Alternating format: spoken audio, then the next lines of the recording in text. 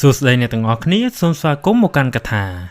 ជួបគ្នាសាជាថ្មីដែលនៅក្នុងថ្ងៃនេះខ្ញុំមានរឿងថ្មីមួយសម្រាប់យកមកនិយាយប្រាប់អ្នកទាំងអស់គ្នាសម្រាប់សាច់រឿងក្នុងការបើកទំព័រទី1នៅក្នុងឆ្នាំ2026របស់យើងនេះវាគឺជារឿងមួយដែលបានកើតឡើងតាំងពីក្នុងជំនាន់ឆ្នាំ90ជាងមកម្លេះដែលកាលពីជំនាន់ហ្នឹងស្រុកទេសយើងនៅមានព្រៃហើយរឿងតាក់ទងនឹងសត្វព្រៃអីហ្នឹងក៏នៅមានច្រើនដែរហើយនៅក្នុងរឿងមួយនេះគឺវាជារឿងរ៉ាវមួយដែលជាប់ពាក់ព័ន្ធទៅនឹងខ្លាណាហើយជាមួយគ្នានេះផងដែរខ្ញុំសូមបញ្ជាក់អ្នកទាំងអស់គ្នាថាក្នុងរឿងមួយនេះវាអត់មានឈុតឆាកខ្មោចលងប្រឡាចអីដូចរឿងរ៉ាវដែលខ្ញុំធ្លាប់បាននិយាយមកពីមុនទេដែលនៅក្នុងខ្សែរឿងមួយនេះបើសិនជាយើងស្ដាប់ទៅគឺវាស្រដៀងទៅនឹងរឿងនិទានអញ្ចឹងប៉ុន្តែការពិតវាគឺជារឿងពិតមួយដែលបានកើតឡើងនៅក្នុងសម័យនោះមែនអូខេអញ្ចឹងចង់ដឹងថាសាច់រឿងមួយនេះវាមានដំណើរដើមតងនិងឈុតឆាកអ្វីខ្លះបានកើតឡើងអញ្ចឹងដើម្បីកុំឲ្យខាតពេលតោះចូលទៅកាន់សាច់រឿងយើងទាំងអស់គ្នា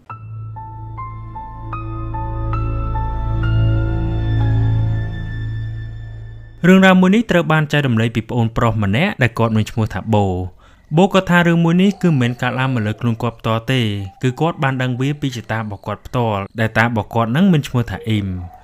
គាត់បានបញ្ជាក់ផងដែរថាតារបស់គាត់គឺបានអនិច្ចកម្មបាត់ទៅហើយអញ្ចឹងត្រឡប់មកកាន់សាច់រឿងយើងវិញគាត់ថារឿងមួយនេះគឺបានកើតឡើងយូរណាស់មកហើយតាំងពីក្នុងឆ្នាំ1196មកម្លេះដល់ទីតាំងនៃសាច់រឿងនឹងបានកើតឡើងហ្នឹងគឺនៅក្នុងតំបន់ព្រៃភ្នំមួយកន្លែងនៅក្នុងខេត្តកំពង់ស្ពឺអញ្ចឹងចាប់ផ្ដើមសាច់រឿងដំបូងមុនឆ្នាំ1996កាលពីមុនសម័យសង្គ្រាមតែអ៊ីមគាត់គឺជាទាហានជើងចាស់ម្នាក់ដែលគាត់បានរស់នៅក្នុងតំបន់មួយនៅក្បែរជើងភ្នំក្នុងខេត្តកំពង់ស្ពឺគាត់ថាកាលពីជំនាន់ហ្នឹងតំបន់ហ្នឹងគឺថាសម្បូរព្រៃព្រឹក្សាដល់ឡើយហើយព្រៃទាំងអស់ហ្នឹងគឺថាក្រាស់ណាស់អត់ដូចឥឡូវទេជាមួយគ្នានេះផងដែរតែអ៊ីមគាត់គឺជាមនុស្សម្នាក់ដែលចេះខាងរឿងអាគមតិចតួចដែរហើយកាលហ្នឹងគាត់ក៏មានខ្លាម្នាក់ដែលជាទាហានដូចគ្នាដែលតាម្នាក់នោះមានឈ្មោះថាតាមិនដោយតាមិនហ្នឹងក៏អំណោយដែរដែលគាត់គឺជាព្រានព្រៃដ៏ខ្លាំងម្នាក់នៅក្នុងតំបន់នោះប៉ុន្តែក៏មានថ្ងៃមួយតាមិនគាត់ក៏បានបាត់ខ្លួនដោយមិនបានទទួលដំណឹងសោះហើយរឿងតាមិនហ្នឹងចាំយើងនិយាយគ្នាបន្តិចទៀតព្រោះតែវាត្រូវប្រតិកលានៅក្នុងចំណុចបន្ទាប់ឥឡូវងាកមកនិយាយពីស្រុកភូមិដែលពួកគាត់រស់នៅវិញបន្តិចសិនកាលហ្នឹងពួកគាត់រស់នៅក្នុងភូមិសុខសប្បាយខ្លាំងណាស់រស់នៅតាមបែបជីវភាពប្រជាជនធម្មតាធ្វើស្រែយកស្រូវហូបនិងដើរប្រមាញ់សត្វព្រៃដើម្បីយកធ្វើជាអាហារអីចឹងទៅនិយាយទៅរស់នៅសាមញ្ញណាហើយដល់ចូលដល់សម័យសង្គ្រាមអ្នកដែលរស់នៅក្នុងស្រុកភូមិរបស់គាត់ហ្នឹងក៏បានបែកខ្ញែកគ្នា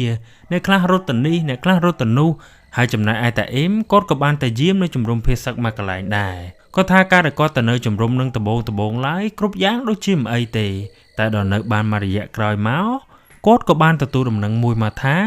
នៅក្នុងយប់មួយមានទាហាន5នាក់បានដើរល្បាតហើយដើរមិនឆ្ងាយពីជំរំពួកគាត់ប្រមាណទេដល់ពេលដែលដើរទៅមិនដឹងជាម៉េចដើរពួកគាត់ក៏បានជួបខ្លាចំនួន3ក្បាល2ក្បាលជាមេបាមួយក្បាលទៀតជាកូនតែមិនមែនកូនងាយទេណាគឺថាកូនវានឹងរឿងធំចតុងដែរហើយហ្នឹងហើយអញ្ចឹងការនឹងដោយសារតែដើរល្បាតដោយមិនបានប្រយ័ត្នខ្លួនណាខ្លាទាំង3ហ្នឹងក៏បានហក់មកខាំតាហ៊ាន5នាក់ហ្នឹងធ្វើឲ្យស្លាប់2នាក់ហើយ3នាក់ទៀតរងរបួសអញ្ចឹងក្រោយពីបានដឹងរឿងហ្នឹងហើយដោយមិនទុកចិត្តខ្លាចថាបើទុកខ្លាហ្នឹងទៅខ្លាចខ្លាហ្នឹងមកធ្វើបាបបងប្អូននៅជំរំអញ្ចឹងហើយពេលនោះតាអ៊ីមគាត់ក៏បានហៅគ្នាប្រុសចំនួន4នាក់ដើម្បីទៅប្រមាញ់ខ្លានោះចេញដើម្បីការពារគ្រប់គ្នាជាពិសេសក្មេងៗបបួលគ្នាទៅហើយកាលហ្នឹងពួកគាត់ក៏នាំគ្នាចូលទៅក្នុងព្រៃនោះអស់រយៈពេលប្រហែលជា3ថ្ងៃទើបអាចរកឃើញខ្លា3ក្បាលនឹងឃើញដល់ពេលរកឃើញអញ្ចឹងបន្ទាប់មកពួកគាត់ក៏បានសម្លាប់ខ្លាទាំង3នោះចោលទៅបញ្ជាក់ខ្លា3ក្បាលហ្នឹងគឺជាខ្លាធម្មតាមិនជាខ្លាអ្នកតាអីឡើយអញ្ចឹងក្រោយពីបានបាញ់សម្លាប់ខ្លានោះបានហើយពួកគាត់ក៏នាំគ្នាត្រឡប់មកជំរំវិញអញ្ចឹងសុំកាត់រំលងរហូតមកដល់ថ្ងៃដែលសង្គ្រាមត្រូវបានបញ្ចប់កាលហ្នឹងគ្រប់គ្នាក៏បាននាំគ្នាចេញពីជំរំហើយតែអ៊ីមក៏បានត្រឡប់មកនៅផ្ទះថ្មីមួយកន្លែងទៀតដែលស្ថិតនៅក្នុងតំបន់ផ្សារហើយពេលដែលមកនៅផ្សារហ្នឹងយូរម្ដងគាត់ក៏បានត្រឡប់ទៅលេងផ្ទះចាស់របស់គាត់ដែរដែលពីផ្សារទៅផ្ទះចាស់គាត់ហ្នឹងមានចម្ងាយប្រហែលជា50គីឡូដីហើយបើយើងគិតពីរយៈពេលជាអទេសគោវិញចំណាយពេលជិតមួយថ្ងៃឯណោះបានទៅដល់ព្រោះតែការហ្នឹងផ្លូវក៏មិនតល្អជាដូចឥឡូវអីដែរអូភ្លេចប្រាប់តែអ៊ីមគាត់ក៏មានកូនប្រុស2នាក់ដែរគឺពូងួននិងពូណាងហើយឈានចូលដល់ឆ្នាំ1196ហ្នឹងតែអ៊ីមគាត់ក៏បានទៅចូលសួរកូនស្រីគេម្នាក់ឲ្យពូណាងដែលម្នាក់ស្រីដែលពូណាងស្រឡាញ់ហ្នឹងគាត់គឺជាអ្នករស់នៅក្នុងស្រុកមួយទៀតដែលជាស្រុកដែលនៅជាប់ស្រុកដែលគាត់រស់នៅដែរតែមិនសូវជាចិត្តគ្នាប្រហែលទេហ្នឹងហើយអញ្ចឹងនៅក្នុងថ្ងៃមួយហ្នឹងក្រោយពីបានរៀបចំគ្រប់យ៉ាងហើយរួចរាល់ពួកគាត់ក៏នាំគ្នាជាអទេសគោទៅកាន់ផ្ទះខាងស្រីនោះដោយគ្នាដែលទៅពេលហ្នឹងគឺមានទាំងអស់ចំនួន6នាក់ គឺមានតាអ៊ីមអ៊ុំយឿនអ៊ុំក្រុយពូងួនពូណាងនិងពូមៀនដែលពូមៀននឹងត្រូវជាកូនប្រការរបស់តាមិនដែលជាខ្លារបស់តាអ៊ីមនោះឯងក៏ថាកាលហ្នឹងតាមផ្លូវជំនាន់នោះមិនទាន់មានផ្លូវស្រួលអីប្រមាណទេតាមផ្លូវគឺត្រូវជិះកាត់ព្រៃដ៏ក្រាស់មួយសិនបានទៅដល់ស្រុកភូមិនៅខាងស្រីហ្នឹងហើយការដែលពួកគាត់ជិះអាទេសគោកាត់ព្រៃក្រាស់មួយហ្នឹងគឺថាបរិយាកាសស្ងាត់ខ្លាំងមែនទែនឡើងធ្វើឲ្យពូមានអារម្មណ៍តែព្រឺឆ្អឹងខ្នងម្ដងម្កាលដែរហើយការនឹងចេះតែធ្វើដំណើរទៅមុខយឺតមួយទៅពួកគាត់ក៏បានទៅដល់ចំណុចមួយដែលគ្រាន់តែដល់ចំណុចនឹងភ្លាមស្រាប់តែពួកគាត់បានឮសំឡេងសត្វជាច្រើនវាស្រែកចែកចាចហាក់ដូចជាអ៊ូអរណាស់អញ្ចឹងហើយពេលដែលឮបែបហ្នឹងពួកគាត់ក៏បានប្រឹងស្ដាប់ទៅក៏ឮថាសំឡេងនោះវាហាក់ដូចជាមិនឮឆ្ងាយពីកន្លែងអាទេសគាត់ប្រមាណទេហើយដែលចង់ដឹងចង់ឮថានឹងគឺជាអីពេលហ្នឹងអ៊ំពូក៏បានសុំតាអ៊ីមដើម្បីទៅមើលព្រោះតែពួកគាត់នឹងចង់ដឹងថាសត្វទាំងអស់ហ្នឹងវាកើតអីណាឬពួកគាត់សុំអញ្ចឹងតាអ៊ីមក៏បាននិយាយថាបើសិនជាចង់ទៅមើលមិនអីទេចាំគាត់ជូនទៅមើលតែពេលដែលទៅកុំភ្លេចកាន់កំភ្លើងទៅជាមួយផងគ្រាន់តែលើតាអ៊ីមនិយាយថាយកកំភ្លើងទៅបែបហ្នឹងពូមានគាត់ក៏ឆ្ងល់រួចគាត់ក៏សួរថានៅកន្លែងដែលសត្វកំពុងតែស្រែកហ្នឹងមានរឿងអីមែនបានជាពួកវាស្រែកទាំងកណ្ដាលថ្ងៃអញ្ចឹងតាមពិតសំណួរដែលពូមានគាត់សួរហ្នឹងក្នុងគោលបំណងគឺចង់ដឹងថានៅនឹងមានខ្លាឬក៏ដំរីអីអញ្ចឹងណាព្រោះតែឃើញតាអ៊ីមនេះគាត់ឲ្យយកកំភ្លើងទៅជាមួយឬពូមាននិយាយអញ្ចឹងហើយតាអ៊ីមក៏បានសួរពូមានវិញទាំងចម្លែកថា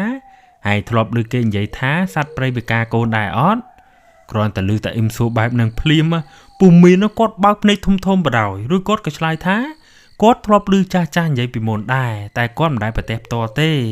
ដែលឮថាពូមានមិនដែលឃើញផ្ទាល់បែបហ្នឹងតែអ៊ីមគាត់ក៏បានប្រាប់ថាបើមិនដែលឃើញអញ្ចឹងដើរតាមអញពីក្រោយមកតែប្រាប់មុនទៅហើយពេលដែលទៅដល់ហាមនិយាយអីផ្ដេសផ្ដាយសោះនិយាយអញ្ចឹងហើយពួកគាត់ទាំង4នាក់ហ្នឹងក៏នាំគ្នាដើរទៅដោយតែអ៊ីមគាត់កាន់ថង់យាមរបស់គាត់ចំណែកឯអ៊ំនិងពូគាត់កាន់កំភ្លើងនិងកំបិតរីឯអ៊ំក្រុយនិងពូណាងវិញពីរនាក់គាត់គឺនៅចាំអាទេស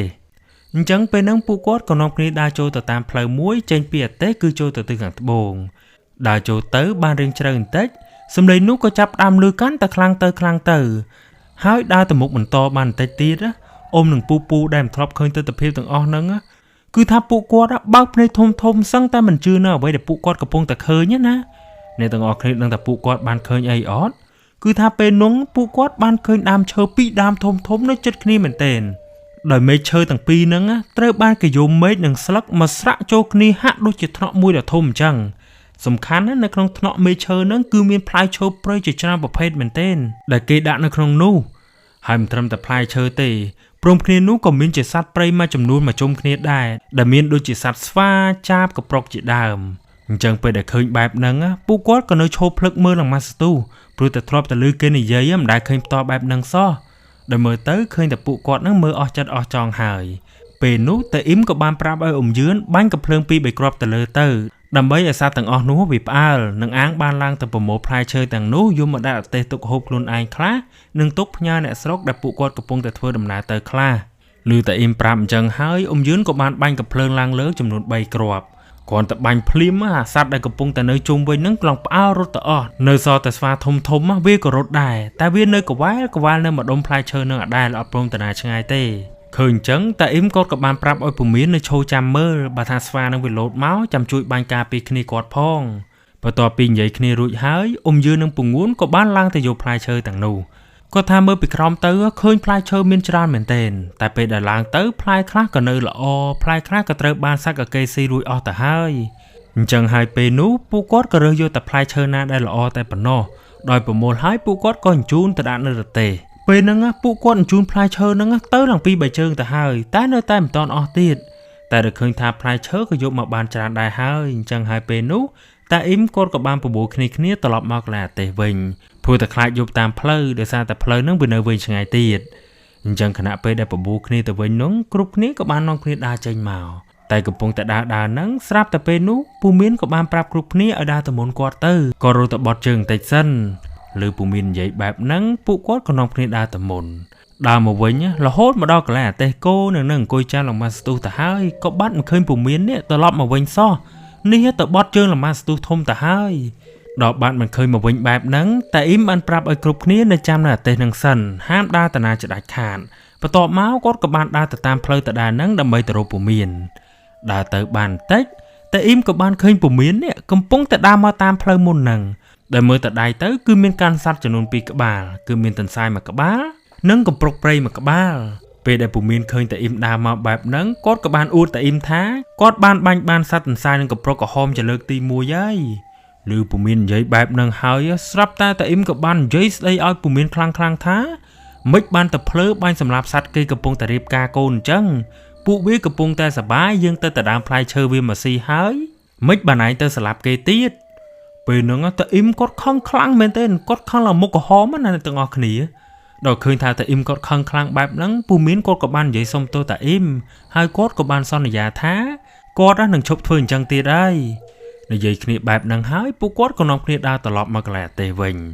ដើរមកវិញដល់អាទេសក៏តែរួចខ្លួនឯងតែមានណាគ្រាន់តែមកដល់ភ្លាមគ្រប់គ្នាក៏បានស្ដីឲ្យគាត់ថែម្នាក់មួយម៉ាត់ឡើងធ្វើឲ្យពមៀនណាមុខឡើងស្អុយប៉ែសាច់លេងសំតែម្ដងហើយសំណាងដែរដល់ពេលហ្នឹងអត់មានរឿងអីពួកគាត់ក៏បានធ្វើដំណើរពីកន្លែងហ្នឹងរហូតទៅដល់ផ្ទះកូនកំមុំដោយសុវត្ថិភាពទៅពេលដែលទៅដល់ពួកគាត់ក៏បានរាក់ទាក់គ្នាជាធម្មតាព្រោះតែខាងឪពុកម្ដាយខាងស្រីហ្នឹងតាអ៊ីមគាត់ក៏បានស្គាល់គ្នាតាំងពីយូរយារណាស់មកហើយតាំងពីជំនាន់គាត់នៅធ្វើតាហ៊ានមកម្លេះអញ្ចឹងពេលដែលទៅដល់បែបហ្នឹងតាអ៊ីមក៏បានរៀបចំពិធីចែកចៅកូនស្រីគេតាមទំនៀមទម្លាប់ប្រពៃណីទៅដោយមានទាំងការសួរជាប្រស្នាសួរនាំគ្នាទៅវិញទៅមកអីអញ្ចឹងណាអញ្ចឹងក្រោយពីចែកចៅដល់ឃើញថាខាងប្រុសក៏ពេញចិត្តខាងស្រីហើយខាងស្រីក៏បានពេញចិត្តខាងប្រុសហើយ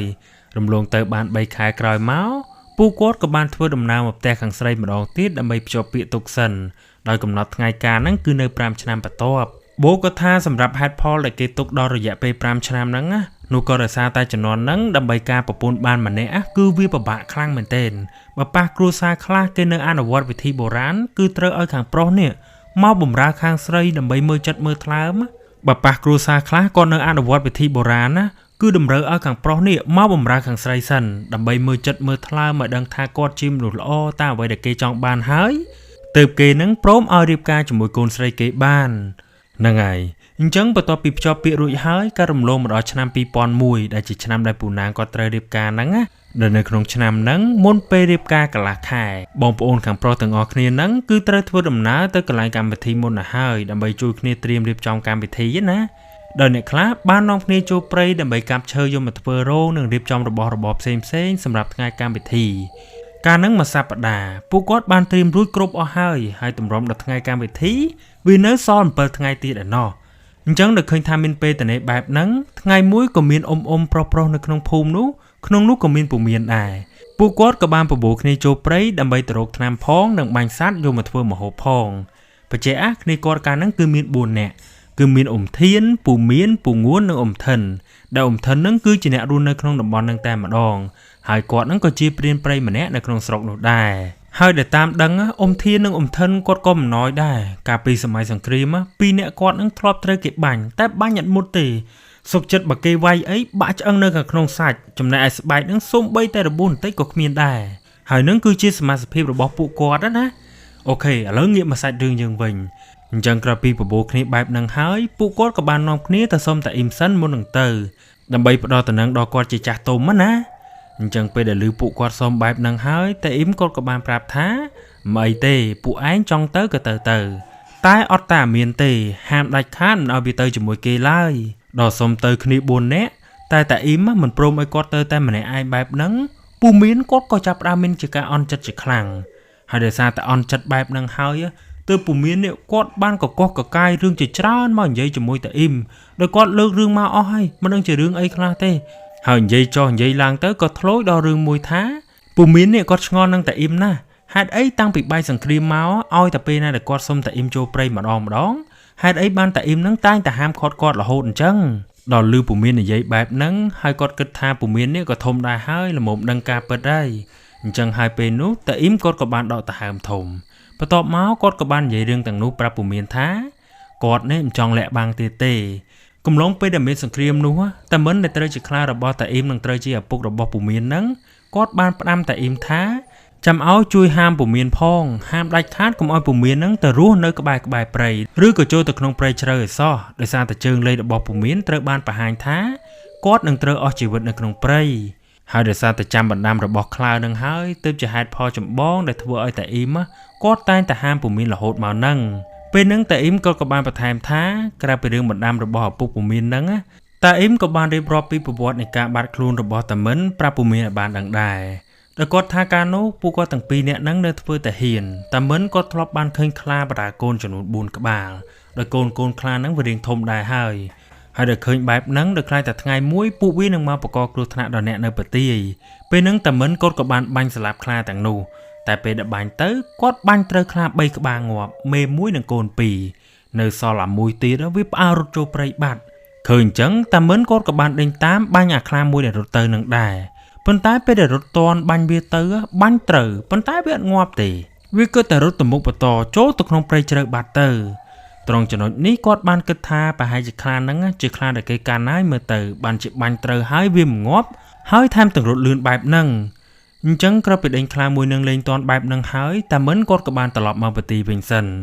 ពេលដែលមកដល់ប្រទីនៅក្នុងយប់នឹងវិញតាមិនគាត់គេងអត់លក់សោះក្នុងចិត្តគាត់គិតតែចង់សេរីខ្លានោះចេញព្រោះតែបើសិនជាទុកខ្លានោះរហូតដល់ពេលវាធំទៅខ្លាចថាវានឹងត្រឡប់មកសងសឹកគាត់វិញនៅក្នុងថ្ងៃណាមួយអានឹងជាអ្វីដែលគាត់បារម្ភណាអញ្ចឹងដល់មិនសនុកក្នុងចិត្តដល់ពេលព្រឹកឡើងតាមិនគាត់ក៏បានសុំមេបជាការទៅប្រមាញ់ខ្លានោះឲ្យបានដោយគាត់បានលើកហេតុផលថាมันអាចទុកវាបានទៀតឡើយបើសិនជាទុកហើយខ្លាចវាមកសងសឹកគ្រប់គ្នានៅក្នុងប្រទីអញ្ចឹងក្រោយពីបានសុំមេបជាការបែបហ្នឹងហើយពេលនោះតាមិនគាត់ក៏បាននាំគ្នា3នាក់ទៀតទៅជាមួយគាត់ដែលសរុបទាំងអស់គឺមានគ្នា4នាក់បញ្ជាក់ផងដែរនឹងទាំងអស់គ្នាពេលហ្នឹងតាអ៊ីមគាត់អត់បានទៅចូលរួមជាមួយទេព្រោះតែគាត់រវល់នៅមើលការខុសត្រូវនៅទីតាំងផ្សេងទៀតអញ្ចឹងពេលដែលចូលទៅក្នុងព្រៃនោះពួកគាត់ទាំង4នាក់បាននាំគ្នាដើររកខ្លាមួយក្បាលហ្នឹងអស់រយៈពេល3ថ្ងៃក៏មិនទាន់ឃើញត្រឡប់មកវិញទេ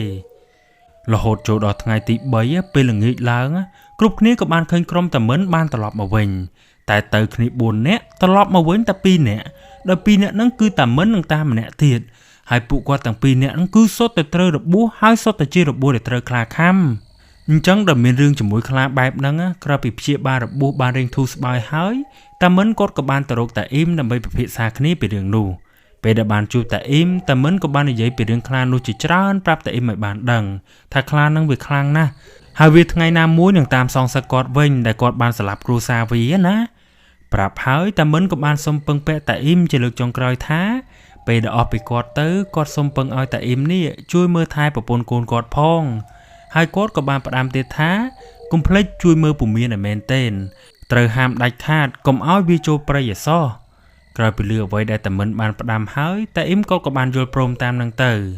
ហើយការរំលងបានប្រហែលជាមួយសប្តាហ៍ក្រោយមកក៏លឺដំណឹងពីប្រទេសថាតាមិនបានបាត់ខ្លួនបាត់ទៅហើយទោះបីជាក្រុមទាហានរបស់គាត់ហ្នឹងបានព្យាយាមដើររកយ៉ាងណាក៏រកមិនឃើញបានដំណឹងសោះអញ្ចឹងក្រោយពីបាត់តាមិនបែបហ្នឹងហើយប្រពន្ធតាមិនគាត់យំខ្លាំងមែនទែនតែដោយសារតែសម័យនោះតែបាត់ខ្លួនលើសពី3ថ្ងៃគឺគេចាត់ទុកថាស្លាប់ហើយព្រោះតែគ្មាននរណាមានពេលទៅដើររកនោះឡើយអញ្ចឹងក្រោយពីមានរឿងនឹងកើតឡើងហើយប្រពន្ធតាមិនក៏បានចាត់ទុកថាតាមិនបានស្លាប់បាត់ទៅហើយរហូតមកដល់សពថ្ងៃក៏គ្មាននរណាបានទទួលដំណឹងពីគាត់ទៀតដែរហ្នឹងហើយអ្នកទាំងអស់គ្នានេះហើយគឺជាប្រវត្តិបាត់ខ្លួនរបស់តាមិនហើយវាក៏ជាហេតុផលចម្បងដែលតាអ៊ីមគាត់តែងតែហាមពូមានកុំឲ្យចូលព្រៃដែរអញ្ចឹងក្រោយពីបានស្ដាប់រឿងនឹងហើយពូមានគាត់ក៏បានធ្វើមុខស្មើបន្ទាប់មកគាត់ក៏បាននិយាយតបទៅកាន់តាអ៊ីមវិញថារឿងនេះមិនមែនជារឿងថ្មីសម្រាប់គាត់ទេកាលពីនៅក្មេងគាត់ក៏ធ្លាប់ឮម្ដាយគាត់និយាយរឿងនេះពីមុនដែរនិយាយអញ្ចឹងហើយពូមានក៏បានលក់ទៅកាន់តាអ៊ីមវិញបន្តិចថាដោយសារតែរឿងនឹងមិនមែនបាននំឯងគម្រាមចងជើងខ្ញុំឲ្យខ្ញុំចូលព្រៃនោះបជាពូមានគាត់ហៅតាអ៊ីមថាអ៊ំហ្នឹងហើយអញ្ចឹងក្រោយពីឮពូមានសួរឌឺអញ្ចឹងហើយតាអ៊ីមគាត់ខឹងខ្លាំងមែនទែនរួចគាត់ក៏បាននិយាយខ្លាំងទៅកាន់ពូមានថាបើអញប្រាប់មិនស្ដាប់ឯងចង់តាណាក៏ទៅអញឈប់ហាមហើយដោយឃើញថាតាអ៊ីមគាត់ខឹងខ្លាំងបែបហ្នឹងខ្លាចថារឿងហ្នឹងឮទៅដល់ម្ដាយរបស់គាត់ពេលនោះពូមានគាត់ក៏រឿងបន្ទន់អេយ៉ាបតបន្តិចដោយគាត់បានធ្វើជាកំសត់ទៅសុំទោសតាអ៊ីមវិញនិយាយទៅពេលហ្នឹងគាត់សម្ដែងណាបន្ទាប់មកគាត់ក៏បាននិយាយអូកាឡាជាមួយតាអ៊ីមថាគាត់ទៅនឹងទៅព្រៃដែលស្គាល់អន្តើហើយក៏មិនចូលទៅជ្រៅប្រមាណដែរហើយណាមួយទៅនឹងក៏មិនមែនទៅតែម្នាក់ឯងទៀតគឺមានគ្នាអន្តើជាពិសេសមានអ៊ំថិននិងអ៊ំធានដែលជាអ្នកស្រុកក្នុងតំបន់នឹងស្រាប់ទៀតក្រោយពីឮពូមាននិយាយលួងលោមអញ្ចឹងហើយតាអ៊ីមគាត់ក៏រៀងទន់ចិត្តបន្ទាប់មកគាត់ក៏បានយល់ព្រមឲ្យពូមានទៅតែមុននឹងពូមានចេញទៅតាអ៊ីមគាត់ក៏បានយល់របស់មួយតាមដឹងវាគឺជានឹងពួនតែខ្ញុំអ្នកនិយាយនេះអត់ដឹងថានឹងពួននឹងគឺជាអីទេណាដល់ពេលដែលតាអ៊ីមឲ្យរបស់នឹងទៅពូមានហើយគាត់ក៏បានផ្ដាំពូមានថា យករបស់ហ្នឹងទៅដាក់នៅជាប់ខ្លួនទៅវានឹងជួយឯងឲ្យផុតពីគ្រោះថ្នាក់ផ្សេងបានក្រោយពីឲ្យរបស់ហ្នឹងទៅពូមៀនហើយតែអ៊ីមក៏បានផ្ដាំរឿងជាច្រើនទៅកាន់គ្នាគាត់ទាំង4នាក់ទៀតដែលអ្វីដែលតែអ៊ីមគាត់បានផ្ដោតជាងគេហ្នឹងគឺតម្រូវឲ្យពួកគាត់នឹងចេញដំណើរនៅថ្ងៃស្អែកដែលត្រូវជាថ្ងៃច័ន្ទហើយធ្វើយ៉ាងណាត្រូវតែនាំគ្នាត្រឡប់មកវិញឲ្យបានមុនថ្ងៃពហុជាដាច់ខាតមិនត្រូវនៅដល់ថ្ងៃសុក្រទេអញ្ចឹងក្រោយពីគម្រោងបានជោគជ័យបែបហ្នឹងពួកគាត់ទាំង4នាក់ក៏នាំគ្នាទៅរៀបចំអីវ៉ាន់សម្រាប់យកទៅហើយរៀបហើយអស់ហើយពួកគាត់ក៏នាំគ្នាចូលសម្រាកតាំងពីព្រលប់រហូតដល់ព្រឹកឡើងព្រលឹមស្រាងទើបពួកគាត់នេះនាំគ្នាចេញដំណើរទៅពេលហ្នឹងចេញដំណើរទៅបានពាក់កណ្ដាលភូមិពេលនោះក៏មានពូម្នាក់ឈ្មោះថាពូពន្លកដោយពូលោកហ្នឹងគាត់គឺជាដៃគូប្រមឹករបស់អ៊ំថិនអញ្ចឹងដល់ឃើញក្រុមអ៊ំថិនហ្នឹងដើរជាក្រុមបែបហ្នឹងពូលោកក៏បានខត់គេសួរថាតាណាអីតាណាដល់ពេលសួរនាំទៅទើបដឹងថាពួកគាត់ទៅចូលព្រៃដើម្បីបាញ់សត្វនិងរកថ្នាំដល់ឮថាទៅរកថ្នាំបែបហ្នឹងពូលោកក៏សុំទៅដែរព្រោះតែគាត់នេះកំពុងតែត្រូវការរកថ្នាំកម្រើករាត្រីផងអញ្ចឹងពេលដែលឮពូលោកសុំទៅបែបហ្នឹងគ្រប់គ្នាក៏គ្មាននរណាប្រកែកអីដែរដែលគិតថាសុទ្ធតែគ្នាឯងស្គាល់គ្នាអីអញ្ចឹងណាអញ្ចឹងពួកគាត់ក៏ព្រមឲ្យពូលោកទៅជាមួយទៅអូខេអញ្ចឹងក្រោយពីបានព្រមព្រៀងនិងបានត្រៀមសម្ភារៈឲ្យអស់ហើយពួកគាត់ក៏នាំគ្នាចេញដំណើរទៅបន្តចេញដំណើរពីភូមិទៅចំណាយពេលប្រហែលជា4ទៅ5ម៉ោងក្រោយមកទីបំផុតពួកគាត់ក៏បានចូលទៅដល់ក្នុងព្រៃនៅចំណុចថ្មក្បែរស្ទឹងមួយកន្លែងទៅដល់កន្លែងហ្នឹងដែលឃើញថាកន្លែងហ្នឹងមានទឹកហើយម្នាក់ហ្នឹងក៏ដើររៀងហត់និងរៀងឃ្លានដែរហើយអញ្ចឹងហើយពេលនោះពួកគាត់ក៏សម្រេចចិត្តឈប់ដាំបាយហូបនៅកន្លែងហ្នឹងសិនពេលដែលដាំបាយឆ្អិនហើយពួកគាត់ក៏នាំគ្នាហូបតាមហ្នឹងទៅហូបហើយក៏នាំគ្នាសម្រាកបន្តិចហើយកំឡុងពេលដែលសម្រាកហ្នឹងអ៊ំធានក៏បានសង្កេតមើលទៅពូមៀនទៅក៏ឃើញថាពូមៀនហាក់ដូចជាមិនស្រស់បោះសោះមើលទៅដូចជារៀងហត់នឿយហើយគាត់អង្គុយស្ងាត់អត់សូវមាត់អត់សូវកអីទេដល់ឃើញពូមៀនចម្លែកបែបហ្នឹងអ៊ំធានក៏សួរថាមិនហើយឮអ៊ំធានសួរអញ្ចឹងពូមៀនគាត់ឡើងភ្ញាក់បន្ទាប់មកគាត់ក៏បាននិយាយថាគាត់អត់មានអីទេបានមកដើរលេងក្នុងព្រៃអញ្ចឹងស្រស់ស្រាយណាស់មើលទៅទេសភាពស្រស់ស្អាតគួរឲ្យចង់រស់នៅមែនទែនគ្រាន់តែឮពូមៀននិយាយអញ្ចឹងចប់ពូងួនក៏ដាក់ក្បាលពូមៀនមកកញ្ញោឃ្លុះបន្ទាប់មកគាត់ក៏ស្ដីឲ្យថាមកក្នុងព្រៃអញ្ចឹងមិនក៏និយាយអីឡប់បែបហ្នឹងពេលហ្នឹងពូមៀនគាត់និយាយទាំងអចេតនាណាអ្នកទាំងអស់គ្នាដល់ត្រូវមកកញ្ញោហើយទើបគាត់នឹកឃើញតែទោះបីជាយ៉ាងណាក៏ដោយក៏និយាយហួសបាត់ទៅហើយអញ្ចឹងហើយបន្ទាប់ពីហូបបាយឆ្អែតនិងសម្រាប់បានមកស្ទុះធំហើយពួកគាត់ក៏នាំគ្នាដើរទៅមុខបន្តដែលលើកនេះពួកគាត់ដើរទៅនឹងគឺដើររាប់ទៅនឹងចរន្តទឹកហូរចុះក្រោមណាអញ្ចឹងពេលដែលដើរទៅមុខបន្តដើរទៅរៀងបានជ្រៅដែរហើយក៏មើលមេឃទៅក៏រៀងចង់ជ្រេអញ្ចឹងពេលនោះអ៊ំថិនក៏បានប្រាប់គ្នាឲ្យជួយរកកន្លែងសម្រាកឲ្យហើយខ្លាចតែយប់ព្រោះតែនៅក្នុងព្រៃតែយប់គឺងឹតខ្លាំងណាស់អញ្ចឹងក្រោយពីនិយាយគ្នាបែបហ្នឹងអ៊ំថិនក៏បានក្លែកមើលទៅកន្លែងព្រៃមួយចាហៀងទៀតទៅចម្ងាយប្រហែលជា50ម៉ែត្រពីពួកគាត់ដល់ពេលនោះពួកគាត់បានឃើញដើមឈើមួយដើមរៀងធំគួរសមដែរដែលអាចឲ្យពួកគាត់ធ្វើថ្នាក់សម្រាប់សម្រាកនៅក្នុងយប់នឹងបានអញ្ចឹងពេលដែលឃើញកន្លែងតំណងបែបហ្នឹងពួកគាត់ក៏នាំគ្នាដើរទៅបន្ទាប់មកពួកគាត់ក៏នាំគ្នាកាប់ឈើយកមកចងនៅខាងលើដើមឈើធ្វើទម្រង់ដូចជាគ្រែអញ្ចឹងសម្រាប់គេងពេលយប់ព្រោះតែនៅក្នុងព្រៃយប់ឡើងអត់អាចគេងផ្ទាល់នៅលើដីបានទេដោយសារតែខ្លាចមានសត្វអីមកយាយីនៅពេលយប់ណា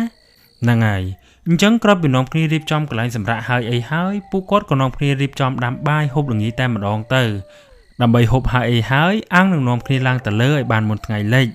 អញ្ចឹងក្រោយពីហូបបាយហើយរួចរាល់ពួកគាត់ក៏នាំគ្នាឡើងមកអង្គុយលេងនៅខាងលើនិងបានយកស្រាសមកផឹកនិយាយគ្នាលេងជាហូរហែហើយដល់និយាយគ្នាលេងនិយាយចុះនិយាយឡើងយូរទៅក៏ធ្លោនិយាយដល់រឿងព្រាយដល់ពេលនោះពូមៀនក៏បានសួរអ៊ំធានថាបងមានដឹងរឿងតាក់ទងនឹងព្រាយក្បាល8អត់តើពួកវានឹងមកពីណាត្រង់ចំណុចនេះខ្ញុំសូមនិយាយទៅតាមអ្វីដែលបូគាត់បានប្រាប់មកណាហើយគាត់ថាពេលហ្នឹងអ៊ំធានបានប្រាប់ពូមៀនថារឿងព្រាយក្បាល8ហ្នឹងគឺចង់សម្ដៅទៅលើព្រាយដែលមានឫទ្ធិអំណាចខ្លាំងហើយអំណាចវាហ្នឹងគឺខ្លាំងជាងព្រាយទាំង8ទិសហើយដោយសារតែវាខ្លាំងបែបហ្នឹងហើយទើបគេហៅវាថាជាព្រាយក្បាល8បែបហ្នឹងអញ្ចឹងក្រោយពីបាននិយាយគ្នាពីរឿងព្រាយហ្នឹងហើយពូមៀនក៏បានសួរគ្នាបន្តទៀតថាស្អែកហ្នឹងពួកគាត់ទៅកន្លែងណាខ្លះពេលនោះអ៊ំធានក៏បាននិយាយថាពួកយើងអត់អាចចូលទៅជ្រៅបានទៀតទេនៅក្បែរចិត្តនឹងឯងហើយចិត្តនេះបើដើរពីកន្លែងដែលពួកយើងកំពុងតែសម្រាកនឹងទៅប្រហែលជា2គីឡូម៉ែត្រទៀតគឺមានកន្លែងមួយដែលកន្លែងហ្នឹងសម្បូរសត្វនិងរបស់ល្អជាច្រើនលឺអ៊ំធាននិយាយអញ្ចឹងហើយពួកគាត់ក៏ប្រមូលគ្នាថាព្រឹកឡើងចាំទៅកន្លែងហ្នឹងតែម្ដងទៅដើម្បីឆាប់រកបានរបស់និងអាងបានត្រឡប់ទៅផ្ទះវិញលឿននិយាយគ្នាអញ្ចឹងហើយពួកគាត់ក៏នៅអង្គុយផឹកបន្តរហូតដល់យប់បន្តិចបានពួកគាត់នាំគ្នាចូលគេងទៅ ការរំលោភមកដល់ព្រឹកឡើងនៅម៉ោងប្រហែលជា5កំពុងតែគេងសុកស្រាប់តែគ្រប់គ្នាបានឮសំឡេងផាំងទាំងព្រឹកឮចេញមកពីខាងក្រៅមកដល់ឮសំឡេងកំភ្លើងបែបហ្នឹងគ្រប់គ្នាក៏នាំគ្នាអោនទៅមើលហើយដល់ពេលអោនមើលទៅក៏ឃើញអ៊ំធិននេះកំពុងតែអូសជ្រូកព្រៃមួយក្បាលចេញមកពីមាត់អ៊ំព្រៃកន្លែងដែលពួកគាត់កំពុងតែគេងហ្នឹងឃើញបែបហ្នឹងពួកគាត់ក៏នាំគ្នាចុះទៅប្រកាត់ភ្លើងនាំគ្នាប្រលះសាច់ជ្រូកនោះមកធ្វើម្ហូបខ្លះនិងឆ្អើទុកខ្លះដើម្បីយកទៅវិញហើយក្រោយពីនាំគ្នាហូបបាយព្រឹកអីហើយរួចរាល់ដល់ម៉ោងប្រហែលជា9ពួកគាត់ក៏នាំគ្នាដើរទៅទីតាំងដែលបាននិយាយគ្នាកាលពីយប់មិញទៅដើរទៅដល់ចំណុចមួយហើយពួកគាត់ក៏នាំគ្នាបំបែកគ្នាដើររករបស់រៀងៗខ្លួនទៅនិយាយទៅថ្ងៃហ្នឹងពួកគាត់អត់ហូបបាយថ្ងៃទៀតទេដោយនាំគ្នាហូបបាយព្រឹកនឹងហើយគឺហើយហើយនាំគ្នាដើររកនឹងរហូតដល់ម៉ោងប្រហែលជា4រសៀលទៅពួកគាត់នឹងនាំគ្នាត្រឡប់មកកន្លែងសម្រាកវិញមកដល់ភ្លាមគ្រប់គ្នាក៏នាំគ្នាដាំបាយហូបម្នាក់មួយឆ្អែតហើយក៏នាំគ្នាឡើងទៅអង្គុយនិយាយគ្នាលេងនៅខាងលើឯណោះនៅក្នុងពេលហ្នឹងដោយសារតែយប់មិញនេះគេងជុំគ្នាចៀតពេកពេលនោះពូមានក៏បានសុំអ៊ំធានចង់រឹងគេងតែម្នាក់ឯងតែកន្លែងដែលគាត់ចង់គឺនៅមិនឆ្ងាយទេគឺគាត់ចង់នៅក្បែរគ្នានឹងឯងអញ្ចឹងដែលឃើញថាកន្លែងគេងហ្នឹងពិតជាចៀតមែនអញ្ចឹងអ៊ំធានគាត់ក៏ព្រមតែគាត់ក៏បានហាមពូមានថាយប់ឡើងគឺហាមចុះទៅក្រោមហើយហាមបដូរកន្លែងគេងតាណាទៀតនិយាយគ្នាយល់គ្នាហើយពួកគាត់ក៏បន្តអង្គុយនិយាយគ្នាលេងបន្តរហូតដល់ម៉ោងប្រហែលជា8បានពួកគាត់នាំគ្នាចូលសម្រាកទៅយប់ហ្នឹងកំពុងតែគេងលក់ស្រួលសុកនោះស្រាប់តែអ៊ំធានគាត់ក៏បានភ្ញាក់ដឹងខ្លួនឡើងហើយគាត់ថាពេលដែលអ៊ំធានភ្ញាក់ដឹងខ្លួនហ្នឹងគឺថារាងកាយរបស់គាត់គាំងអស់តែម្ដងកម្រើកអត់កើតទេកម្រើកបានត្រឹមតែក្បាលងាកទៅងាកមកបានតែប៉ុណ្ណោះហើយមាត់ហ្នឹងក៏និយាយបានទៀតអានេះគាត់មិនដឹងថាមានអីមកចងគាត់អាហ្នឹងគាត់ក៏ច្បាស់ដែរអញ្ចឹងខណៈពេលដែលកំពុងតែអង្គុយគាំងខ្លួនធ្វើអីអត់បានហ្នឹងស្រាប់តែពេលនោះអ៊ំធានគាត់ក៏បានមើលទៅពូមាននេះក៏បានឃើញពូមានកំពុងតែចុះពីរឹងដែលកំពុងគេងបន្ទាប់មកគាត់ក៏បានចុះទៅក្រោមឃើញអញ្ចឹងអ៊ំធានគាត់ចង់សួរចង់ខាត់ពូមានណាប៉ុន្តែដោយអ្វីដែលបានបញ្ជាក់ពីខាងលើមិនអញ្ចឹងគឺគាត់អត់អាចនិយាយចេញបានទេដល់ពេលហ្នឹងគាត់បានត្រឹមតែមើលពូមាននឹងចុះទៅក្រោមទាំងបារម្ភហើយពេលហ្នឹងគាត់មើលផងអីផងខំតែភ័យតាមពិតពេលដែលពូមានចុះទៅហ្នឹងគឺគាត់ចុះទៅនោមសោះដោយក្រោយពីនោមហើយរួចរាល់ពូមានក៏បានឡើងមកវិញមកគេនៅលើរឹងធ្វើបង្អើយពេលហ្នឹងទោះបីជាពូមានបានត្រឡប់មកវិញហើយក៏ដោយក៏អ៊ំធានគាត់នៅតែអត់ទាន់អាចកម្រើកខ្លួនវិញបានដដែលរហូតបានប្រហែលជា10នាទីក្រោយមកស្រាប់តែពូមានក៏បានភ្ញាក់ម្ដងទៀតបន្ទាប់មកគាត់ក៏បានស្រាញរឹងដែលកំពុងតែគេហ្នឹងទៅចងនៅកន្លែងផ្សេងវិញនិយាយទៅពេលហ្នឹងពូមានគាត់ធ្វើធម្មតាដោយគាត់កំពុងតែគេនៅក្នុងភូមិអញ្ចឹងឃើញបែបហ្នឹងអ៊ំធានគាត់ចង់សួរណាថារើទៅណាកុំចុះទៅយប់អញ្ចឹងវាគ្រោះថ្នាក់ណាតែពេលហ្នឹងនិយាយមានបានណាហើយពេលហ្នឹងពូមានគាត់ក៏បានយោងរឹងគាត់ហ្នឹងទៅចងទៅនឹងដើមឈើនៅក្បែរកន្លែងដែលគាត់ចងមុននឹងដែរទេគ្រាន់តែលើកនេះគាត់យកទៅចងទៀបជាងមុនកម្ពស់ប្រហែលជា3ម៉ែត្រតែប៉ុណ្ណោះបជាពេលហ្នឹងអ៊ំធានគាត់មើលឃើញព្រាមិនសូវច្បាស់ប្រហែលទេហើយក្រោយពីបានចងរឹងនឹងហើយពូមានគាត់ក៏បានដាក់ខ្លួនគេងទៅវិញទៅតែគេបានតិចក្រោយមកនៅក្រោមដើមឈើដែលពូមានកំពុងតែគេងនោះស្រាប់តែលេចចេញនៅរូបរាងតាអ៊ីមមកស្រែកហៅពូមានឲ្យចុះទៅលឺអញ្ចឹងហើយពូមានគាត់ក៏បានអាចមើលដែរតែគាត់អត់ព្រមចុះទៅទេដល់ហៅហើយមិនព្រមចុះទៅបែបហ្នឹងស្រាប់តែពេលនោះតាអ៊ីមគាត់ក៏បានបដូរខ្លួនទៅនឹងដីហើយភ្លាមតាអ៊ីមមុនហ្នឹងក៏បានប្រែទៅជាខ្លាតបមួយក្បាលយ៉ាងធំពេលហ្នឹងហើយអ៊ំធានគាត់ថាគាត់ចាំភ្លេចទេគាត់ថាពេលដែលវាប្រែខ្លួនទៅជាខ្លាវិញហើយខ្លានោះក៏បានឡើងទៅខំពូមានដល់ខាងលើខំយកដូចជាចងគំនុំមកពីពេលណាអញ្ចឹងហើយពេលហ្នឹងអ៊ំធានគាត់អត់អាចជួយអីបានទេចង់ចោះទៅជួយក៏ចោះមិនរួចចង់ហៅគ្នាជួយក៏និយាយមិនចេញដល់អ្វីដែលគាត់អាចធ្វើបាននៅពេលនោះគឺមានតែដេកស្ដាប់សំឡេងពូមានបានស្រែកហៅគ្រប់គ្នាឲ្យចោះទៅជួយទាំងឈឺចាប់ហើយភ្លាមនឹងខ្លានឹងវាខំអត់តន់ឲ្យពូមានស្លាប់តែម្ដងទេវានៅខំម្ដងតិចហើយក៏បានអូសពូមានចេញពីកន្លែងហ្នឹងរហូតដល់ស្ងាត់លេងលឺសំឡេងពូមានស្រែកទៀតពេលហ្នឹងអ៊ំធានគាត់អាណិតពូមានខ្លាំងមែនទែនទាំងដែលមិនអាចធ្វើអីបានទាំងអស់ហើយកាត់រំលោភមកដល់ព្រឹកឡើងតែថ្ងៃអត់តន់រះទេអ៊ំធានគាត់ក៏អាចកម្រើកខ្លួនបានវិញហើយបន្ទាប់ពីកម្រើកខ្លួនបានបែបហ្នឹងគាត់ក៏បានទៅដាស់គ្នាគាត់ប្រាប់គ្នាថាពូមាននេះត្រូវបានខ្លាខាំស្លាប់បាត់ហើយដោយសារតែពូមានហ្នឹងបានស្លាប់បាត់ទៅហើយមួយវិញទៀតដែលដឹងថាខ្លាហ្នឹងមិនមែនជាសត្វព្រៃធម្មតាឡើយអញ្ចឹងហើយពួកគាត់ក៏អត់តន់ហ៊ានចុះទៅក្រោមវិញភ្លាមដែរដល់ពេលហ្នឹងពួកគាត់នៅចាំរហូតដល់ថ្ងៃរះមានពលឺគ្រប់គ្រាន់ហើយបានពួកគាត់នាំគ្នាចុះទៅដល់ដីគ្រប់គ្នាក៏បានដើររកសាកសពពូមានព្រោះតែសត្វវាស៊ីក៏វាស៊ីមិនអស់ដែរតែវាស៊ីឆ្អែតត្រឹមណា វាឈប់ត្រឹមហ្នឹងហើយហើយពេលហ្នឹងពួកគាត់ក៏នាំគ្នាដើររកទៅតាមស្នាមដែលឈាមវាអូសទៅណាពេលហ្នឹងដើរទៅបានប្រហែលជា50ម៉ែត្រក៏ប្រទះឃើញបំណែកសាកសពពុំមានឃើញសក្បាលនិងបំណែករាងកាយតិចតួចតែប៉ុណ្ណោះហើយដល់បបួលគ្នាមកព្រៃដើម្បីរកថ្នាំតែបែរជាជួបរឿងបែបហ្នឹងពួកគាត់បានត្រឹមតែអាណិតពុំមានបន្ទាប់មកពួកគាត់ក៏នាំគ្នាប្រមូលសាកសពពុំមានហ្នឹងយកទៅភូមិវិញគាត់ថាព្រឹកហ្នឹងពួកគាត់នាំគ្នាដើរតាំងពីព្រឹកអត់មានឈប់ហូបបាយអីទេដើររហូតដល់ល្ងាចមេចង់ងឹតទៅហើយបាននាំគ្នាទៅដល់ភូមិពេលដែលទៅដល់ភូមិវិញហើយគ្រប់គ្នាក្នុងភូមិមានជាការតក់ស្លុតជាខ្លាំងជាពិសេសអ្នកដែលដើរព្រៃនៅក្នុងតំបន់នោះពួកគាត់បានលើកឡើងថាពួកគាត់ដើរព្រៃតាំងពីយូរយារណាស់មកហើយមិនដែលបានប្រទះឃើញមានខ្លាអីទេហើយកុំថាឡើយតែខ្លាសូម្បីតែដានជើងហ្នឹងក៏មិនដែលឃើញផងអូចុះអាខ្លាមួយហ្នឹងវាមកពីណាពេលដែលគ្រប់គ្នាចោទសួរបែបហ្នឹងហើយក៏គ្មាននរណាអាចឆ្លើយបានដែរតែអ្វីដែលអំធានគាត់បានអះអាងនោះគឺថាខ្លានោះមិនមែនជាខ្លាធម្មតាទេវាខ្លាំងណាស់វាមានតែអាគមដែលអាចចងគាត់បានទៀតអញ្ចឹងគ្រប់ពីគ្រប់យ៉ាងទៅជាបែបហ្នឹងទៅហើយចង់កែប្រែរកខុសត្រូវក៏ពុំមានមិនអាចរស់មកវិញបានដែរអញ្ចឹងពួកគាត់ក៏បដ ாய் តាមហ្នឹងទៅតែអ្វីដែលគួរឲ្យចាប់អារម្មណ៍ផងដែរនោះគឺថាតែអ៊ីមគាត់បានរកឃើញនឹងពួនដែលគាត់បានឲ្យពុំមានមុននឹងចូលព្រៃហ្នឹងគឺនៅក្នុងថង់កៅអៅរបស់គាត់ទៅវិញអញ្ចឹងអាចថាដោយសារតែហេតុផលហ្នឹងហើយទើបធ្វើឲ្យពុំមានណាអាចមានគេមកធ្វើបាបគាត់បានបែបហ្នឹងព្រោះតែដោយដែលបានបញ្ជាក់ពីខាងលើអញ្ចឹងដើមឡើយតាមិនដែលជាឪពុករបស់ពុំមានហ្នឹងគាត់បានផ្ដាំតាអ៊ីមផ្ដាំហើយផ្ដាំទៀតថាហាមកុំឲ្យពុំមានចូលព្រៃព្រោះតែគាត់ធ្លាប់មានរឿងជាមួយខ្លាអញ្ចឹងគាត់ខ្លាចថាវាមកសងសឹកវិញនៅថ្ងៃណាមួយណាហើយមួយទៀតអាចថានឹងគឺជាវេនកម្មរបស់ពុំមានផងក៏ថាបានដែលទី1ពួកគាត់ធ្លាប់សាងកម្មជាមួយសត្វខ្លាហើយទី2ពុំមានផ្ទាល់ហ្នឹងគាត់ក៏ធ្លាប់បានសម្លាប់សត្វពេលដែលគេកំពុងតែការកូនទៀតហើយទី3ពេលដែលទៅក្នុងព្រៃហ្នឹងគាត់ក៏ធ្លោនិយាយខុសមាត់នៅក្នុងព្រៃដែលគាត់ថាចង់នៅក្នុងព្រៃអាពាកហ្នឹងអ្នកដែលដើរព្រៃគេប្រយ័ត្នណាស់ចំណែកឯចំណុចទី4នោះគឺថាតាអ៊ីមនេះគាត់បានឲ្យរបស់ដើម្បីឲ្យពុំមានទុកការពារខ្លួនហើយតែពុំមាននេះបែរជាមិនបានយកទៅវិញអញ្ចឹងហើយទៅធ្វើឲ្យមានរឿងនឹងកាត់ឡើងតែម្ដងទៅ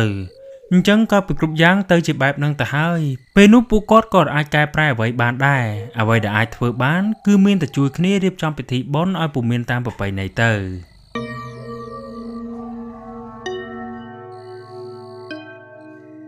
អូខេអ្នកទាំងអស់គ្នាអញ្ចឹងរឿងរបស់យើងថ្ងៃនេះគឺមានតែប៉ុណ្្នឹងទេហើយអ្នកទាំងអស់គ្នាក្រោយពីស្ដាប់រឿងនេះហើយតើអ្នកទាំងអស់គ្នាយល់យ៉ាងណាដែរកុំភ្លេចជួយខមមិនប្រាប់ខ្ញុំម្នាក់មួយផងហើយនេះគឺជាវីដេអូទី1ហើយនៅក្នុងឆ្នាំថ្មីរបស់យើងសង្ឃឹមតែអ្នកទាំងអស់គ្នានឹងចូលចិត្តអញ្ចឹងជានៅក្នុងឱកាសនេះខ្ញុំបាទក៏សូមអរគុណដល់បងប្អូនទាំងអស់គ្នាដែលតែងតែគាំទ្រកថាតាំងពីថ្ងៃចាប់ផ្ដើមដំបូងរហូតមកដល់ចំណុចនេះហើយខ្ញុំក៏សូមគោរពជូនពរដល់បងប្អូនទាំងអស់គ្នាពីចម្ងាយនៅក្នុងឱកាសឆ្នាំថ្មីនេះសូមជូនពរឲ្យបងប្អូនទាំងអស់គ្នាជួបប្រទះនូវសេចក្តីសុខសេចក្តីចម្រើនទៅណាមកណាសូមប្រកបដោយសុវត្ថិភាពជារៀងដរាបអញ្ចឹងជាថ្មីម្ដងទៀតអរគុណបងប្អូនទាំងអស់គ្នាដែលបានស្ដាប់និងបានទស្សនាវីដេអូមួយនេះតាំងពីដើមរហូតដល់ចប់ដល់ចំណុចមួយនេះហើយយើងនឹងជួបគ្នានៅរឿងខ្មោចក្រោយៗទៀត